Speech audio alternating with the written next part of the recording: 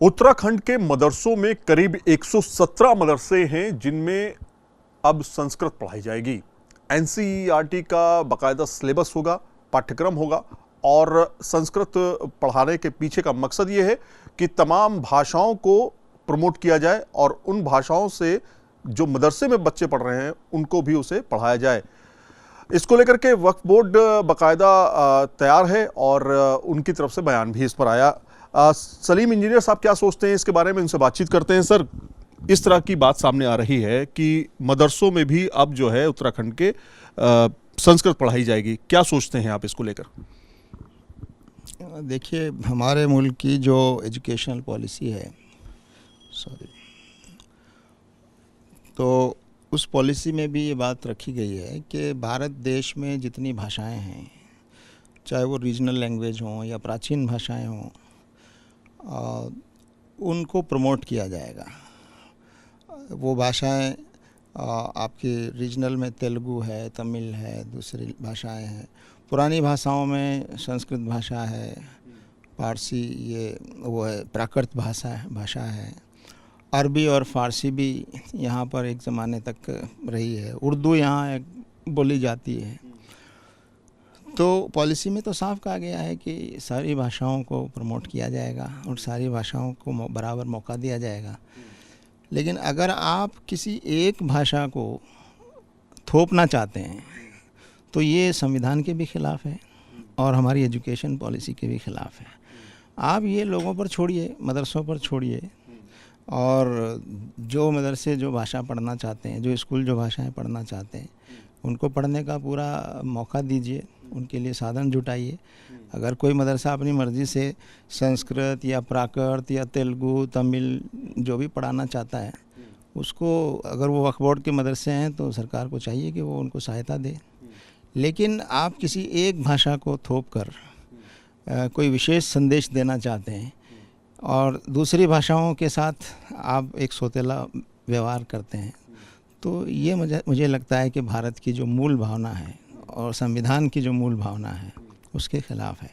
तो मदरसों में तो मेरे ख्याल से मदरसों में उर्दू तो पढ़ाई जाती है, अरबी भी पढ़ाई जाती है, फिर संस्कृत से परहेज़ क्यों? और दूसरा ये भी कि भाषा को लेकर के किस तरह की भाषा आपको लगता है कि उसको नीचे गिराया जा रहा है और किस भाषा को ऊपर उठाया जा रहा है, इसको लेकर के थोड़ा क्लियर कीजिए। मसला ये नहीं है, मसला ये है कि इम्पोज करना, किसी को थोपना और अनिवार्य करना, ये गलत बात है। हाँ, आप देखिए पॉलिसी में लिखा हुआ है वो ऑप्शनल होंगी सारी भाषा। ऑप्शनल का लफ्ज़ है, ऐच्छिक होंगी। वो ऐच्छिक का मतलब तो सरकार जानती होगी। ऐच्छिक का मतलब यही है कि आप किसी को इम्पोज नहीं कर सकते। आप सबको एक आदेश नहीं दे सकते कि आप यही भाषा पढ़ाएंगे और बाकी नहीं पढ़ाएंगे। आप मौका दीजिए सबको, जो भाषा जो पढ़ाना चाहता है। लेकिन अगर आप एक भाषा को कानून के ज़रिए, सरकार के आदेश के ज़रिए थोपना चाहते हैं या उससे कोई राजनीतिक फ़ायदा उठाना चाहते हैं, या जो साहब भी ऐलान कर रहे हैं वक्फ बोर्ड के चेयरमैन, या वो अपने राजनीतिक जो उनके संरक्षक हैं या जिस पार्टी से वो संबंध रखते हैं उनको खुश करना चाहते हैं, तो ये तो बहुत ही संकीर्ण विचारधारा है। आप जो हमारी संविधान में, पॉलिसी में भाषाओं की जो बराबरी है और भाषाओं को जो सीखने की ऑप्शन है, वो ऑप्शन खुली रहनी चाहिए। किसी पर कोई भाषा थोपी नहीं जानी चाहिए, नहीं किसी पर कोई चीज़ थोपी जानी चाहिए। कई जगह भी कहा गया कि फ़लाँ उसमें ये ग्रंथ पढ़ाया जाएगा, वो पढ़ाया जाएगा। भाई ठीक है, आप जो पढ़ना चाहे पढ़ें, ऑप्शन होना चाहिए। आप किसी एक भाषा को, किसी एक चीज़ को थोप नहीं सकते। सलीम इंजीनियर साहब के हिसाब से क्या होना चाहिए, क्या फ्रेमवर्क होना चाहिए इसको लेकर के? हम कहते हैं कि सब भाषाएं सीखनी चाहिए लोगों को, लेकिन अपनी मर्ज़ी से। और मदरसे हों या सरकारी स्कूल हों, सरकारी स्कूलों में भी दूसरी भाषाएं जो जिनका जिक्र है, उर्दू है, अरबी है, उनका भी मौका होना चाहिए। सब चीज़ों का मौका होना चाहिए। और यही हमारे संविधान की भावना भी है कि यहाँ सारी भाषाओं को संरक्षण प्राप्त है, सारी भाषाओं को प्रमोट किया जाएगा, किसी के साथ कोई भेदभाव नहीं किया जाएगा, किसी एक धर्म को, किसी एक आस्था को, किसी एक भाषा को सब पे थोपा नहीं जाएगा। तो ये गलत है अगर ऐसा किया जा रहा है तो। लेकिन लोग अपनी मर्ज़ी से जो भाषा पढ़ना चाहे पढ़ें, भाषा से किसी को कोई एतराज़ नहीं। सारी भाषाएं, इस्लाम तो कहता है कि हर ज़बान जो है अल्लाह की ज़बान है, अल्लाह की पैदा की हुई ज़बान है। हाँ, लेकिन ये कि ऑप्शनल होना चाहिए, ये किसी पर लाजिम करना जो है ये गलत है। एक मुस्लिम महिला है, उन्होंने बाकायदा संस्कृत में पीएचडी की है और पीएचडी के साथ में उन्होंने कहा है कि वो आने वाले समय में कुरान शरीफ को बाकायदा संस्कृत में उसका अनुवाद भी करेंगी। ऐसी तमाम चीज़ें हो रही हैं, तो ये सही है या गलत मानते हैं आप? ये तो अप्रिशिएबल है भाई, ये इसका तो तारीफ़ होनी चाहिए। अगर कोई महिला या पुरुष संस्कृत सीखता है और संस्कृत भाषा में किसी दूसरे धर्म ग्रंथ का अनुवाद करता है ताकि उस भाषा के जानने वाले भी उसको पढ़ सकते हैं, तो इसमें कोई एतराज़ नहीं है, ये तो अच्छी बात है। और पहले भी होता रहा है ऐसा।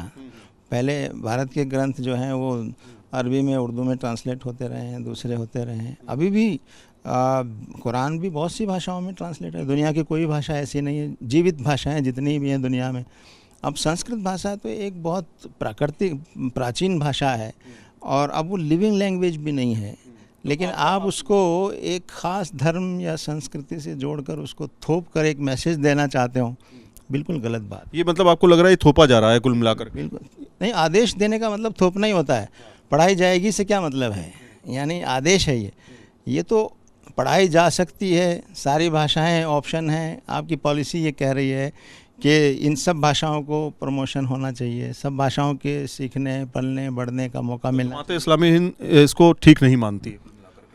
किसी भी चीज़ को थोपे जाने को, आज संस्कृत के बारे में हम कह रहे हैं, कोई और भाषा भी आप थोप नहीं सकते हैं। थोपना गलत है, थोपना संविधान के भी खिलाफ है और आपकी नेशनल एजुकेशनल पॉलिसी के भी खिलाफ है।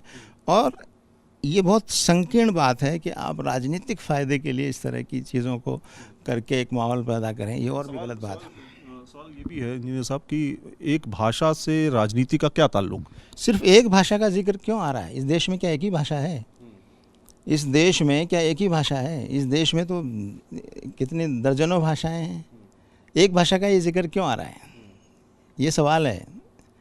क्या ये देश किसी एक भाषा से पहचाना जाएगा? नहीं, ये देश पूरी सब चीज़ों से मिलके देश बनता है। आप किसी एक भाषा को देश की पहचान या बनाना चाहें तो ये ठीक बात नहीं है।